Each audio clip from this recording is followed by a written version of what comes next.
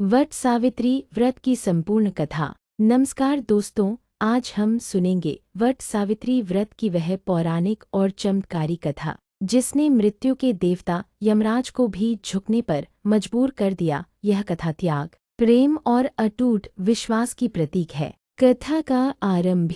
मद्र देश के राजा अश्वपति की कोई संतान नहीं थी। उन्होंने संतान प्राप्ति के लिए 18 वर्षों तक कठिन तपस्या की, जिसके फलस्वरूप उन्हें सावित्री नाम की कन्या प्राप्त हुई। सावित्री जब विवाह योग्य हुई तो उन्होंने अपने वर के रूप में सत्यवान को चुना। सत्यवान राजा द्युम्नसेन के पुत्र थे, जिनका राज्य छिन चुका था और वे अपनी पत्नी व पुत्र के साथ वन में रहते थे। जब महर्षि नारद को इस विवाह के बारे में पता चला तो उन्होंने राजा अश्वपति को सचेत करते हुए कहा कि सत्यवान अल्पायु है और विवाह के ठीक 1 वर्ष बाद उनकी मृत्यु निश्चित है। राजा अश्वपति ने सावित्री को बहुत समझाया, लेकिन सावित्री अपने निर्णय पर अटल रही और सत्यवान से विवाह कर वन में उनके साथ रहने लगी। समय बीतता गया और वह दिन आ गया जब सत्यवान की मृत्यु निश्चित थी। उस दिन सत्यवान लकड़ी काटने के लिए जंगल जाने लगे तो सावित्री भी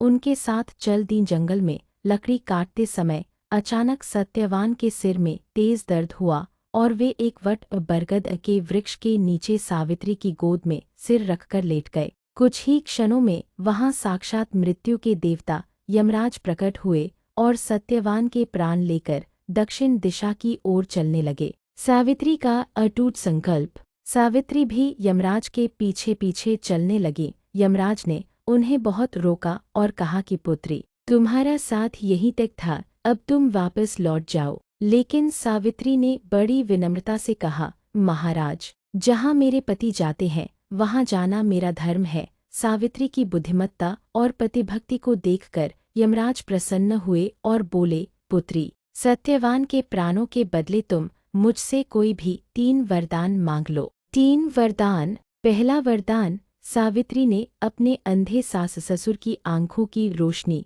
और उनका राज्य वापस मांगा। दूसरा वरदान, उन्होंने अपने पिता के लिए 100 पुत्रों का वरदान मांगा। तीसरा वरदान, अंत में सावित्री ने बहुत चतुराई से कहा, भगवन, मुझे 100 पुत्रों की माँ बनने का आशीर्वाद दे। यमराज ने बिना सोचे समझे तथास्तु कह दिया। सावित्री की जीत। वरदान देने के बाद जैसे ही यमराज आगे बढ़े, सावित्री ने मुस्कुराकर कहा, हे देव, आपने मुझे पुत्रवती होने का आशीर्वाद तो दे दिया, लेकिन मेरे पति के प्राण तो आप साथ ले जा रहे हैं। पति के बिना मैं पुत्रवती कैसे हो सकती हूँ। यमराज सावित्री की इस सूझबूझ और पतिभक्ति से अत्यंत प्रभावित हुए। उन्हें अपनी गलती का एहसास हुआ और उन्होंने सत्यवान के प्राणों को पाश से मुक्त कर दिया। उपसंहार। सावित्री उसी वट वृक्ष के पास लौटी जहाँ सत्यवान का मृत शरीर पड़ा था। सावित्री के स्पर्श से सत्यवान पुनर्जीवित हो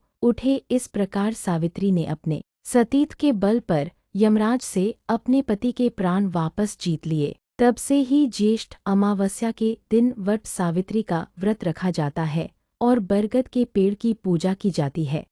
तो प्रेम से बोलिए, सती सावित्री माता की जय। भक्तों, यह थी वट सावित्री व्रत की वह महिमा जो हमें सिखाती है कि सच्ची श्रद्धा और दृढ़ निश्चय से कुछ भी हासिल किया जा सकता है। उम्मीद है आपको यह कथा और मेरी छोटी सी कोशिश पसंद आई होगी। अगर आपको यह वीडियो अच्छी लगी हो तो इसे लाइक करें और अपने परिवार और सहेलियों के साथ शेयर करना न भूलें। और हाँ, कमेंट बॉक्स में अपनी हाजिरी जरूर लगाइएगा। कमेंट में जय सावित्री माता या अखंड सौभाग्यवती भव लिखना बिल्कुल न भूलें। ऐसी ही और भी धार्मिक और पौराणिक कथाओं के लिए हमारे साथ जुड़े रहें। मिलते हैं अगले वीडियो में, तब तक के लिए नमस्कार।